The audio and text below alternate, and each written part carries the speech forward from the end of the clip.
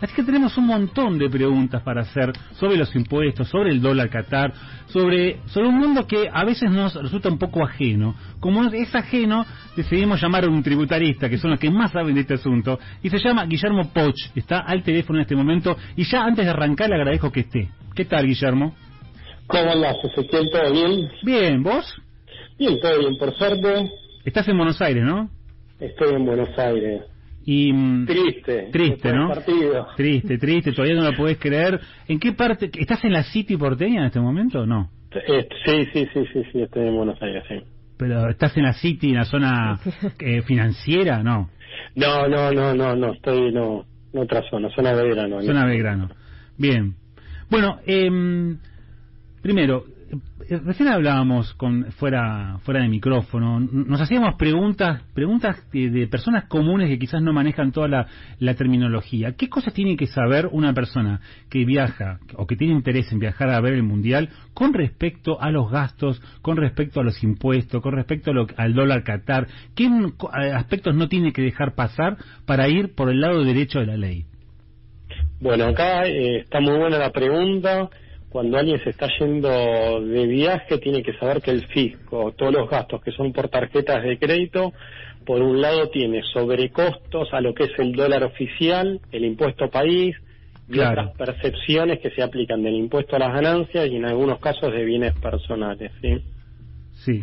Que eso más o menos es el doble de lo que sería el costo del dólar oficial. Y por otro lado, saber de que el Estado, o sea, el propio fisco también tiene regímenes de recaudación que le permiten saber si la persona está teniendo gastos conforme a los ingresos que tiene. Esas son dos cuestiones a tener muy en mente cuando está en definitiva en el exterior y está usando una tarjeta de crédito. O sea, se triangula información y siempre se llega a la información sobre lo que está haciendo el argentino en Qatar. Totalmente. Sí. Excepto de que la persona haya retirado la cantidad que te permiten por viaje de $10.000, en definitiva, a gastarlo en efectivo. Pero en líneas generales hay que tener presente que todos esos gastos que uno está haciendo, el fisco los tiene a través de regímenes de información. Bien. Para hablarle ahora a la persona común, que quizás no conoce todos los términos, ¿qué es el dólar Qatar? El dólar Qatar es un determinado costo que tiene ese dólar a lo que es el dólar oficial. El dólar oficial tiene un determinado valor y sobre ese valor después se aplica un impuesto país que es de un 30% y después hay dos percepciones más que totalizan en un 70% cuando uno hace gastos superiores a $300. Entonces, lo que hay que tener en cuenta es que es una denominación para determinados tipos de gasto en moneda extranjera en el exterior. Bien, clarísimo. ¿Se sabe cuántos argentinos porque estás en el tema, están en este momento en el exterior viendo el Mundial? El número que se estaba hablando era entre 40.000 y 50.000 personas. Vamos por ahí, sí. Ese es el número que se estaba comentando. Y bueno, el fisco tiene desde que la persona pagó con tarjeta de crédito el pasaje al exterior, ya tiene toda la trazabilidad hasta su regreso y los gastos que esté pagando en el exterior con la tarjeta de crédito. Bien.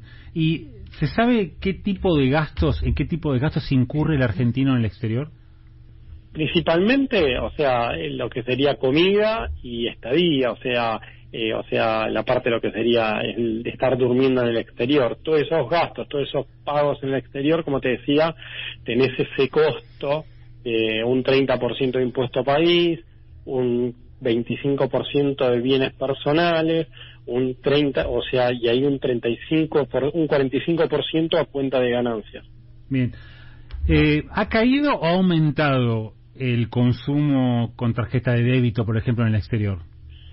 ¿O de crédito también? Los datos que están existentes al día de hoy es que a partir de lo que fue el mensaje de que se iba a incrementar el dólar, o sea, de estas percepciones que se iba a incrementar el costo del dólar oficial, como que la gente anticipó los gastos hacia septiembre y ahora como que hubo una merma en los gastos. Sí. Ahora, ¿se da el caso de que a veces se dividen los gastos en diferentes tarjetas, se saltea algún tipo de restricción o no? En definitiva, vos lo que tenés es que superado el umbral de los $300, tenés un incremento de las percepciones, pero en realidad lo que hay que tomar es que vos tendrías que tener muchísimas tarjetas para tener gastos hasta $300, con lo cual hay que interpretarlo como que es, en definitiva, es estas percepciones que te comentaba antes. Sí. Y en el caso de la AFIP, he leído que han contabilizado o han encontrado monotributistas que están viajando, que están en Qatar, comprando entradas para ver a la selección, consumiendo allá. ¿Cómo es eso?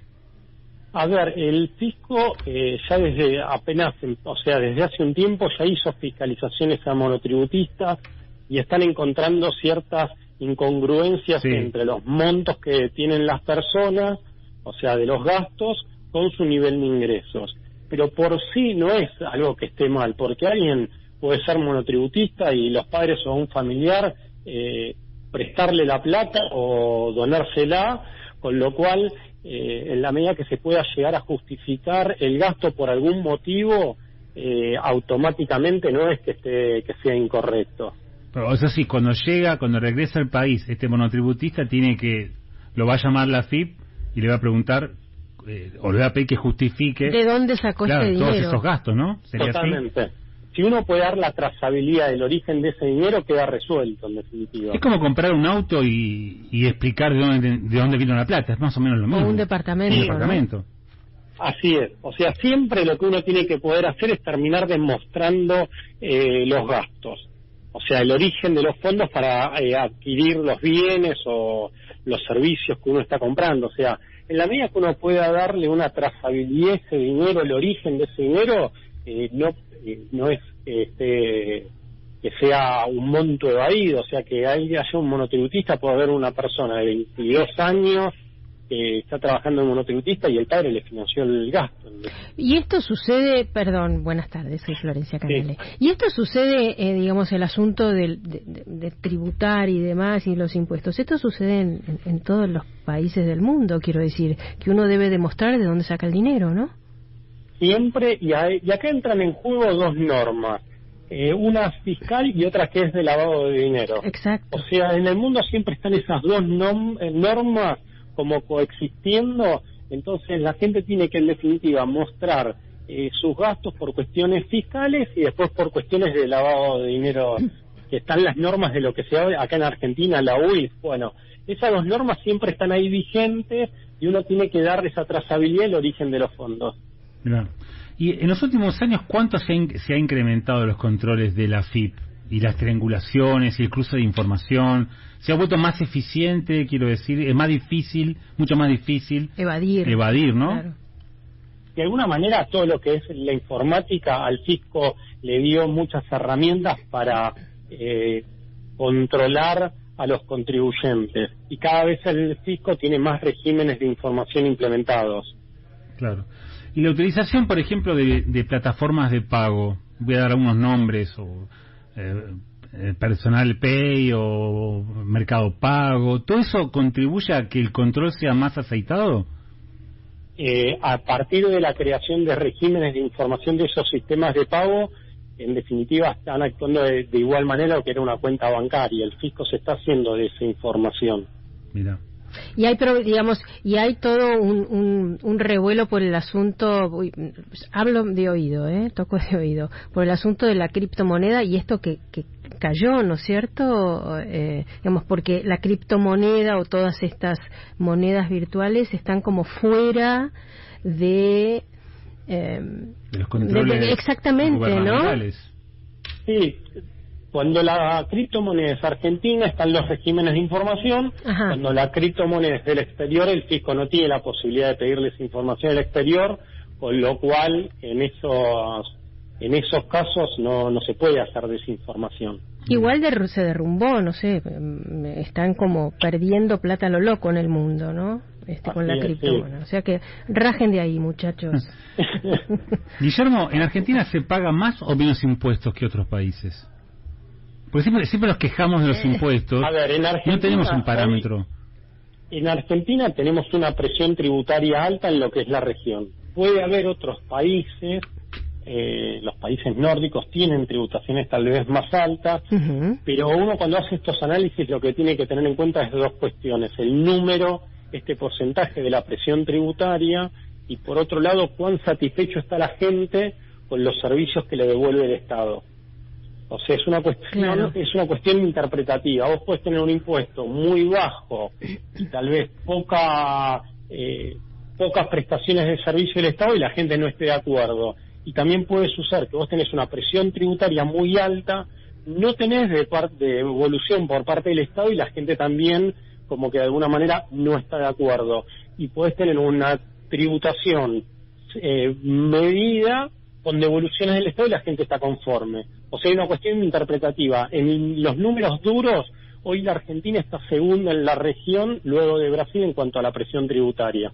Mira, bueno, bastante presión. ¿Y el nivel de conformidad de los habitantes? Ahí estamos muy abajo. Eso es lo que uno después escucha tal vez en la gente de a pie cuando está en la calle, vos escuchás, bueno, eso es lo que tal vez es ese termómetro social el que te termina dando la respuesta y la gente está de acuerdo, ¿no?, con el nivel de gastos del Estado hacia lo que lo retribuye. Y recién hablabas de los países nórdicos, que intuyo que debe ser muy superior a los niveles que se tributa en Argentina, pero eso vuelve a la sociedad con un montón de servicios asociados con lo que se conoce como el estado de bienestar, ¿no? Totalmente. Bien. Entonces ahí, en esas situaciones, es donde, en definitiva, te digo que es una cuestión interpretativa, es muy subjetiva. Claro. Pero sí, Argentina está caro en lo que es la región. Bien, bueno, buen dato para tener en cuenta. Interesantísimo el tema. Está para charlar un rato más, quizás por privado, algunos consejos tributarios, pero no, está muy bien, como para arrancar y entender algunas cosas y saber que los argentinos que son miles que están yendo al exterior a ver el partido, obviamente tienen que después dar cuenta de cómo obtuvieron el dinero que gastaron en Qatar, ¿no? Así que está bien. Es una información interesante. Gracias, Guillermo. Bueno, cualquier cosa me pueden seguir la gente en las redes y ahí yo aporto muchos de estos datos. Guillermo Poch, así como es P-O-C-H, y te buscan. Guille Poch en Instagram. Y en Twitter, sí. Bien, perfecto. Síganlo que seguramente va a haber información muy útil ahí. Gracias, Guillermo o Guille. Por favor, muchas gracias y a disposición. Un abrazo grande.